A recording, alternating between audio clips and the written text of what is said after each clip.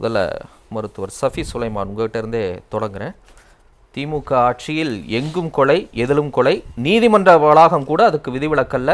இந்த ஆட்சியில் சட்டம் ஒழுங்கு எப்படி இருக்கு அப்படிங்கிறதுக்கு இந்த காட்சி தான் அத்தாட்சி. எதிர்க்கட்சி தலைவர் கூற்றை எப்படி பார்க்குறீங்க? மாண்புமிகு முதல்வர் அவர்கள் மிகச்சிறப்பான ஒரு விஷயத்தை இன்றைக்கி சொல்லியிருக்கார். அவருக்கு வேறு சொல்வதற்கு விஷயம் எதுவுமே இல்லை.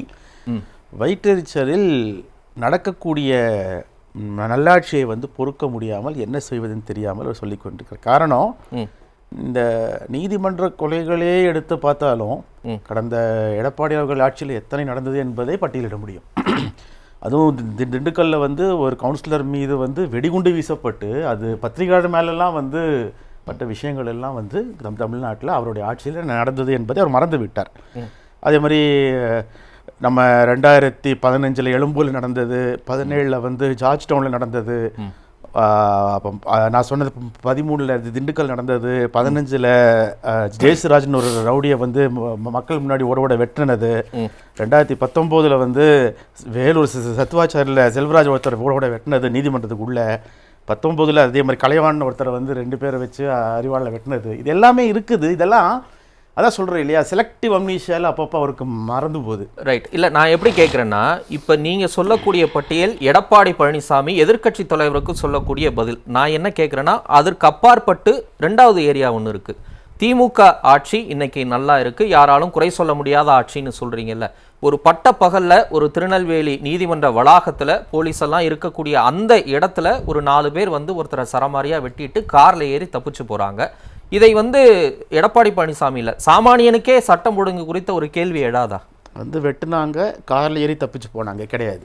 காரில் ஏறி தப்பித்து போகும்போது கேரளா ரெஜிஸ்ட்ரேஷன் வண்டியை இம்மீடியட்டாக அங்கே இருந்த காவலர் எஸ்ஐ அவர்கள் பிடிச்சு 4 பேரை அரெஸ்ட் பண்ணி சொல்றேன். 5 பேரை அரெஸ்ட் பண்ணிட்டாங்க. என்ன சொல்றேன், நான் நீங்க கேட்ட கேள்விக்கு வந்துடுறேன். என்னன்னா, சில தனி விரோத இந்த மாதிரி கொலைகளுக்கு அரசை குற்றஞ்சாட்டு பார்த்தீங்கன்னா கடந்த அவருடைய ஆட்சியில் ஏகப்பட்ட கொலைகள். அப்படி பார்த்தா நீங்க எடப்பாடி பழனிசாமிக்கு இப்ப போட்ட பட்டியலே தனிப்பட்ட விரோதம்னு தவிர்த்துட்டு போயிடலாம். அந்த போராட்டத்தை எங்கும் கொலை எதிலும் கொலைன்னு சொன்னார் இல்லையா, அதுக்கான பதில சொல்றேன். எங்கும் போய் எதிலும் போயின்னு அவர் சொல்ற விஷயத்த நாங்க சொல்ல முடியும் இல்லையா. எடப்பாடி அவர்கள் சொல்வதெல்லாம் எங்கும் போய் எதிலும் போய். சென்னையில் சுவாதி அவர்களை பட்டாபகலை வெட்டி கொள்ளலையா, நம்ம பார்த்தோம் இல்லையா. உடுமலைப்பேட்டில் வெட்டி கொள்ளலையா. ஏன் அவங்களுடைய அம்மையாருடைய கொடநாட்டில் என்ன நடந்தது, அந்த கொலையை பத்தி எடப்பாடி என்ன சொல்றாரு? சரி, நான் கேட்ட கேள்விக்கு வந்துடலாம். நீ அந்த தப்பிச்சு போறாங்கல்ல, நான் என்ன சொல்றேன், அவங்கள பிடிச்சிட்டாங்க, அதை நான் வந்துடுறேன். நான் என்ன கேட்கிறேன், அப்படி போலீஸ் இருக்கிறாங்க, ஒரு நீதிமன்ற வளாகத்துல பட்ட பகல்ல வெட்டக்கூடிய அந்த தைரியம் எங்கிருந்து வருது? இரும்பு கரம் கொண்டு நான் நடக்குவேன் அப்படின்னு திரு ஸ்டாலின் சொன்னாரு. அதை எல்லாரும் ஏற்றாங்க, வரவேற்றாங்க.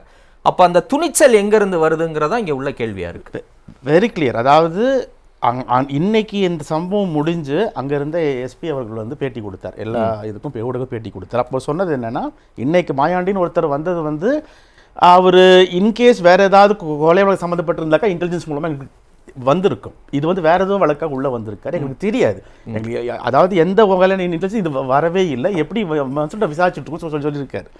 ஒரு சில அதை சொல்றேன் இல்லையா, இவர் எதை சொல்ல வேண்டுமோ அதை சொல்ல தவற விட்டுட்டு அதை நாம கரெக்டாக சுட்டி காட்டும் போது, ஏன்னா மாண்புமிகு அமைச்சர் ரகுபதி அவர்களும் முதல்வர் அவர்களும் அமித்ஷா அவர்கள் இவ்வளவு மோசமாக அம்பேத்கர் பற்றி பேசியிருக்கார், பாராளுமன்றத்துக்கு உள்ளே பேசியிருக்கார். அதுக்கு நீங்கள் இவ்வளவு, அதாவது நீங்கள் அழுத்தமாக சொல்ல வேண்டாம், கீச்சு குரலையாக சொல்லாமேன்னு சொல்லிட்டு சொன்னதுக்கு வேற வழியே இல்லாமல் எக்ஸ் தளத்தில் அமித்ஷாவை பற்றி 2 நாளாக எதையுமே போடாத திரு எடப்பாடி அவர்கள் சொல்கிறேன் இல்லையா, மூச்சுக்கு 300 தடவை என்ன சொன்னாலும் திமுக அரசுன்னே பேசிக்கொண்டிருக்கிறார். அப்போ பாஜகவில் இவ்வளவு நாள் என்ன நடக்கிறது, அமித்ஷா அவர்கள் என்ன பேசுகிறார், அதை பற்றி எல்லாம் அதுல எந்த மாற்றம் தவிர்க்கவே இல்லை வர அதை பற்றி எல்லாம் எதையுமே பேசாமல் இவ்வளவு மௌனியாக இருப்பவர் இங்கொன்றும் அங்கொன்றும் ஒரு விஷயத்தை ஏதாவது நடந்ததுன்னா அதை பிடிச்சு கொண்டு எங்கும் கொலை எதிலும் கொலை பேசுறதுல என்ன நியாயம் இருக்கு? அவர் ஒரு பட்டியல் சொல்றாருல, அதையுமே நான் உங்கள்கிட்ட படிச்சு காட்டுறேன். கடந்த 24 மணி நேரத்தில் மட்டும் செய்திகளில் வந்தவை: சென்னை தீநகரில் வங்கிக்குள் புகுந்து வங்கி ஊழியரின் காது வெட்டு, சிவகங்கையில் தாயின் கண்ணெதிரே மகனை மர்ம கும்பல் வெட்டி கொலை, சென்னை அம்பத்தூரில் நள்ளிரவில் கஞ்சா போதையில் 5 பேருக்கு கத்தி குத்து. தனிப்பட்ட கொலைகள் என்று இன்னும் எத்தனை நாட்கள் தான் திமுக அரசு சட்டம் ஒழுங்கு சீர்கேடுகளை கடந்து செல்ல போகிறதோ? அன்புமணி இதே தான் கேட்கிறாரு. இல்ல, அன்புமணி அவர்களுக்கும் எடப்பாடி அவர்களுக்கும் இதெல்லாம் அரங்கேற்றப்பட்ட கொலைன்னு சொல்றாங்களா? கேள்வி அதுதான். இப்போ அவங்களே சொல்றாங்க, இல்ல இல்ல சட்டம் ஒழுங்கை பற்றி சொல்றாங்க, சரிதான். நான் என்ன சொல்ல வரேன்னா, இப்போ தம்பி தமிழரசன் அவர்களுக்கோ டாக்டர் சஃபி அவர்களுக்கோ பிடிக்காத ஒருத்தர் உள்ள வந்து இப்போ ஸ்டுடியோக்கு நம்மளை வெட்டி போட்டாங்கன்னா அரங்கேற்றப்பட்ட கொலை இது, சட்டம் ஒழுங்கு இல்லைன்னு சொல்ல முடியுமா? ஒவ்வொருத்தருடைய தனிப்பட்ட விஷயங்கள்ல ஒரு நாள்ல வந்து ஒரு பட்டியல் எடுக்கான்னு சொன்னாக்கா, அப்ப அவங்க அவருடைய ஆட்சி நடந்ததெல்லாம் பட்டியல் இடலாம்ல. சரிங்க, இந்த அரங்கத்துக்குள்ள வந்து தம்பி தமிழரசனையோ சஃபி சுலைமானியோ தாக்குவதற்கு சென்னையின் மைய பகுதியில இவ்வளவு மாதிரியான ஒரு மெயின் ஸ்ட்ரீம் மீடியாக்குள்ள வரதுக்கு ஒரு தைரியம் வேணும்ல. காவலர்களை, காவல்துறையை மீறி அந்த ஒரு தைரியம் வருது. அந்த தைரியம் எப்படி வருதுங்கிறத நான் அதுதான் சொல்றேன். என்ன சொல்ல வரேன்னா, தற்காலத்துல வந்து ஒரு மருத்துவர் அவர் ஒழுங்கா சிகிச்சை அளிக்கல அம்மாக்குன்னு சொல்லிட்டு ஒரு நபர் வந்து மருத்துவமனைக்கு உள்ளேயே கத்தி கொண்டு போய் குத்தி கொண்டு வருகிறார். அவ்வளவு தனிப்பட்ட வன்மம், விரோதமும் இருக்கு தற்கால மக்களுக்கு இடையில. ரொம்ப ரொம்ப நம்ம கூர்மையா நீங்க சொல்றத நான் புரிஞ்சுக்கிறேன். இல்ல, நான் கேட்கிற கேள்வி என்னன்னா, அப்பனா நீங்க சொல்றபடி பார்த்தாக்கா, எடப்பாடி சொல்றது பார்த்தாக்கா, எல்லா ஹாஸ்பிட்டலும் சிஎஸ்எஃப் கன்ஸோட வெளியே நிக்கணும். ஒவ்வொருத்தரையா ஸ்கிரீன் பண்ணி செக்அப் பண்ணி அனுப்பிவிடணும். யாரும் ஆப்பிள் வெட்டர் கத்தி கொண்டு போகக்கூடாது ஹாஸ்பிட்டலுக்கு உள்ள. அப்படிதான் நீங்க எக்ஸ்பெக்ட் பண்றீங்க. That is impossible. நான் என்ன சொல்ல வரேன்னா, இந்த மாதிரி அங்கொன்று இங்கொன்று நடக்க, நான் என்ன சொல்றேன், இது தவறு இல்லைன்னு சொல்ல வரல. I am not justifying this. ஆனா அதற்கு உண்டான விஷயத்தை அரசு எடுக்கிறது. அதற்காக எங்கும் கொலை உங்களுக்கு உடன்பாடு. அவர் சொல்வது வந்து அவருடைய பழைய கால விஷயங்களை எல்லாம் மறைத்து விட்டு தற்காலத்துல அவர் யாரை எதிர்க்க வேண்டுமோ, யாரை பற்றி பேச வேண்டுமோ, எதை பற்றி சொல்ல வேண்டுமோ அதை முழுக்க சொல்லாமல் இங்க மட்டும் கோல் அடிக்கிறது தான் சொல்றேன். திரு சஃபி, போதைப்பொருள் உள்ளிட்ட பல இடங்களில் வந்து இது நடக்கக்கூடியதை இன்னும் கண்ட்ரோல் பண்ண முடியாமல் இருக்குதா? இன்னும் சில விஷயங்கள் மேற்கொள்ள வேண்டியது இருக்குதா? கண்ட்ரோல் பண்ண முடியாமல் இருக்கிறதுங்கிறது வந்து ஏற்றுக்கொள்ள முடியாத விஷயம். ஏன்னா நம்ம எவ்வளவு கேசஸ் நம்ம அதில் வந்து நம்ம ஃபைல் பண்ணிட்டு இருக்கோம். ஏன்னா ஆல் திஸ் திங்ஸ் வந்து உங்களுக்கு ஒரு இண்டிவிஜுவல் சார்ந்த விஷயங்கள். அதை ரொம்ப முக்கியமாக நான் சொல்ல விரும்புவது இல்லை. அதுதான் அவங்க கேட்குறாங்க, எவ்வளவு நாள் தனிநபர் சார்ந்ததுன்னு சொல்லிக்கிட்டே போக முடியும்? ஏதாவது ஒரு இடத்துல தடுத்து நிறுத்தணும் இல்லையா? இல்லைங்க தம்பி சார், கிரைம் இல்லாத எந்த கண்ட்ரியுமே இல்லைங்க. அப்படின்னு பார்த்தா நம்ம எங்கே போய் வாழ்றது யோசிச்சு பாருங்க. நம்ம அப்படி சொல்லிடவே முடியாது இல்லையா? நம்ம சுற்றி இருக்கிறவங்கள யாரெல்லாம் கிரிமினல் நமக்கு தெரியாதுல்ல.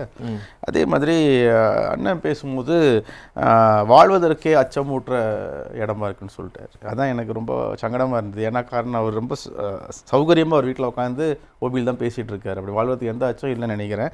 கிட்டத்தட்ட அவருடைய எடப்பாடி அவர்கள் ஆட்சி 4 வருஷ ஆட்சியில் 6546 கொலை மொத்தம். அப்போ வந்து எந்த மக்கள் வந்து ஆட்சியோடு இருந்தாங்கன்னு சொல்லிட்டு அவர் யோசிக்கணும். இந்த மாதிரி அபாண்டமாக வந்து ஒரு வெட்ட வெளியில் ஒரு லைவில் வந்து அந்த மாதிரி பேசுறது எவ்வளோ பெரிய தவறுன்னு அவர் வந்து உணரணும். இப்போ அதான் நம்ம சிவபிரியன் சார் சொன்ன மாதிரி, nobody is going to justify what has happened. யாரும் தான் ஜஸ்டிஃபை பண்ண போகிறது இல்லை. அதே நேரத்தில் என்ன விஷயங்கள் எப்பப்போ எந்தெந்த வகையான ஆக்ஷன்ஸ் எடுக்கப்படுது, அதை எப்படி வந்து ஒரு அரசு அணுகுது, அதுதான் முக்கியம். இப்போ சாத்தான்குளத்தில் நடந்த இஷ்யூ ஆகட்டும், அதை எப்படி அந்த அரசு அணுகுச்சு, பொள்ளாச்சி நடந்த விஷயமாகட்டும், அதை எப்படி அந்த அரசு அணுகுச்சு, தூத்துக்குடி சம்பவம் அந்த அரசு எப்படி அணுகுச்சு, இந்த மாதிரி விஷயங்களை எப்படி இந்த அரசு அணுகுதுங்கிறது என்ன முக்கியம். அந்த மக்கள் என்ன பார்ப்பாங்க? இல்ல கிரைம் நடந்ததுக்கு பிறகு நீங்க அணுகிறதுங்கிறத விட பிரிவென்ஷன்ல இல்லைங்க. ரைட். இப்போ இல்ல தமிழ் சார், நான் சொல்றது என்னன்னா, இப்போ take a census in all over all the courts Tamil Nadu ஃபுல்லா. இதுக்கு முன்னாடி லாஸ்ட் 1 வீக் 10 டேஸ்ல வந்து ஒரு ஆயுதங்களோட உள்ள வந்து எத்தனை பேர் பிடிச்சாங்கன்னு சொல்லிட்டு சென்சஸ் எடுங்களேன். அப்போ உங்களுக்கு தெரிஞ்சிடும் இல்லையா போலீஸ் எவ்வளவு இதா இருக்குன்னு சொல்லிட்டு. சிம்பிளா சொல்றேன் நான். நம்ம தமிழ்நாடு எல்லா கோர்ட்ஸ்லயும் இது ஒன்றும் லாஸ்ட் மந்த்ல இது ஃபர்ஸ்ட் இன்சிடென்ட்டா இருக்க வாய்ப்பு இல்லை இல்லையா? அந்த மாதிரி ஒரு சென்சஸ் எடுத்து போலீஸ் எந்த அளவு எச்சரிக்கையா இருக்காங்க, இந்த இவ்வளவு நாட்கள்ல இவ்வளவு இது நடந்திருக்க வாய்ப்பு உண்டு, அதுல இவ்வளவு தவிர்க்கப்பட்டிருக்கிறது. இது ஒண்ணு வந்து அதாவது அங்க உள்ள எஸ்பியே தெளிவா சொல்றாரு, எங்களோட விஷயத்துல இது வந்து எங்க ரேடார்ல இது இல்ல, இது எப்படி உள்ளதுன்னு தெரியல. அதுக்கு முன்ன இன்னொன்னு ஒரு விஷயத்தை குறிப்பிட்டிருக்க, அதுக்கும் நீங்க பதில் சொல்லுங்க. இப்ப மாவட்ட நீதிமன்ற வளாகத்திற்குள் வரும் அனைவரும் தீவிர ஆய்வுக்கு பிறகே அனுமதிக்கப்படுவது வாடிக்கையாக இருக்கிறது. ஆனால் காவல்துறையின் சோதனையும் மீறி கொலையாளிகள் ஆயுதங்களுடன் உள்ளே வந்தது எப்படி? அப்படியானால் காவல்துறையினர் கவனக்குறைவாக இருந்தார்களா அல்லது கொலையாளிகள் ஆயுதங்களுடன் உள்ளே நுழைவதை காவல்துறையினரே கண்டும் காணாமலும் விட்டுவிட்டார்களா என்ற ஐயங்கள் எழுகின்றன. இது ஒரு வேறெங்கேயோ ஒரு இடத்துல காமன் பிளேஸில் இல்லாமல் இந்த மாதிரி ஒரு நகரின் மையப்பகுதியில் இல்லாமல் நடந்திருந்தா கூட நீங்கள் சொல்லக்கூடிய அந்த விஷயத்தை ஓரளவு எல்லாரும் ஏற்றுப்பாங்க. ஒரு நகரின் மையப்பகுதியில் மாவட்ட நீதிமன்ற வளாகத்தில் அவ்வளோ போலீஸ் கண்காணிப்பு இருக்கக்கூடிய இடத்துல இது நடக்கும்போதுன்னா இப்போ நீங்கள் சொல்லக்கூடிய கருத்தை இல்லை பதிலை சாமானிய மக்கள் எந்த அளவுக்கு சரின்னு ஏற்றுப்பாங்க? இல்லை நான் இன்னொரு தடவை கிளியராக சொல்லிடுறேன். நீதிமன்ற வளாகத்தில் திரும்ப திரும்ப அவர் சொல்கிறதே வந்து ஆக்சுவலாக நாட் ப்ராப்பர். 100 மீட்டர்ஸ் வெளியே தான் நடக்குது.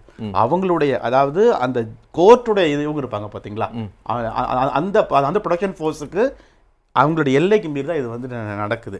அதே நேரத்தில் அந்த வழக்கறிஞர் இன்னைக்கு பேட்டி கொடுத்தாரு இல்லையா, அவர் மீண்டும் மீண்டும் வலியுறுத்துறது, இங்கே ஒரு இன்ஸ்பெக்டர் இருக்காரு கண்ணோடு சுற்றிட்டு இருப்பாரு, எங்களெல்லாம் பிடிச்சி மிரட்டுவார், அவர் எங்கே காணணும் திரும்ப சொல்கிறாரு. அவருடைய அவர் அங்கே சாதுரியமான விஷயத்தை செஞ்சிருந்தாலுமே ஒரு பர்சனல் வெஞ்சன்ஸ் அங்கே கொண்டு வராரு. என்னோட கேள்வி என்னன்னா, இப்போ இன்கேஸ் அந்த அந்த குற்றவாளிகளை வந்து பிடிக்கவே இல்லாவிட்டால் இன்னைக்கு நடந்த மாதிரியே திருநெல்வேலி நடந்த மாதிரி திண்டுக்கல்லையும் திருவண்ணாமலையும் இதே மாதிரி நடந்துட்டு இருக்குன்னா இந்த மாதிரி விஷயங்களை நாம் வந்து பூதாகரணமாக எதிர்க்கட்சி தலைவர்களுக்குள்ள பேசலாம். மீண்டும் சொல்கிறேன், ஒரு பர்சனல் மோட்டிவோட ஒரு சில விஷயங்கள் ஒரு இடத்துல நடக்கும்போது அதை பிடித்து கொண்டு என்னன்னா சார், எடப்பாடி அவர்கள் செய்கிறதெல்லாம் திமுக ஆட்சிக்கு நன்மையாகவே வருது. எப்படி நன்மையாகவே வருது? காரணம், சட்டமன்றத்துக்கு உள்ள வந்து போய் சொல்லி மாட்டிக்கிறாரு. டங்ஸ்டன் விஷயத்தில் நாங்கள் ஆதரவே தரலன்னு சொல்லிட்டு போய் சொல்லி மாட்டிக்கிறாரு. அவரே ஓப்பனாக மாட்டிக்கிறாரு. ரெண்டாவது, இந்த மாதிரி ஏதாவது ஒன்று சொல்லி அவருடைய பழைய விஷயங்களை நாங்கள் பேசுகிறோம், அப்போ மக்கள்கிட்ட இதெல்லாம் தெரிய வருது, அவரே மாட்டிக்கிறாரு. அப்போ எடப்பாடி அவர்கள் இந்த மாதிரி பண்ணுறது எல்லாம் எனக்கு தெரியும் திமுக ஆட்சி நல்லது. காரணம், இப்போ வழக்கமாக அதிமுகங்களோட குற்றச்சாட்டு என்னவா இருந்துச்சுன்னா, மகளிர் உரிமை தொகை வந்து செலக்டிவாக கொடுக்குறாங்க, எல்லாருக்கும் தரல, அது உடஞ்சு போச்சு, இப்போ எல்லாருக்கும் கொடுக்க போகணும்னு சொல்லியாச்சு. அதே மாதிரி what is that EB bill வந்து மாதம் அதுக்கும் முதலமைச்சர் சொல்லிட்டார், மாதம் வந்து எடுக்க போகணும்னு சொல்லிட்டு ஈரோட்டில் வந்து தெளிவாக சொல்லிட்டார், அதுவும் முடிஞ்சு போச்சு. அதே மாதிரி நான் முதல்வன் திட்டம் தனியார் பள்ளிக்கும் சொல்லிட்டு சொல்லியாச்சு. எல்லாத்தையுமே வந்து ஒரு ப்ராடர் பெர்ஸ்பெக்டிவ்ல ஒரு ஆட்சி மிக சிறப்பாக போயிட்டு இருக்கும் போது, அதுவும் மக்களுக்கு நேரடியாக டைரக்ட் பெனிஃபிஷியரியா மக்கள் இருக்கும்போது இவருக்கு என்ன செய்யறதுன்னு தெரியாம மீண்டும் மீண்டும் சட்ட ஒழுங்கை பற்றியே பேசி வரும்போது என்னன்னா அவராகவே மாட்டிக்கிறாரு, வாலண்டரியா வந்து வாரண்ட் வாங்கிறாரு. அதான் பிரச்சனை. ஓகே.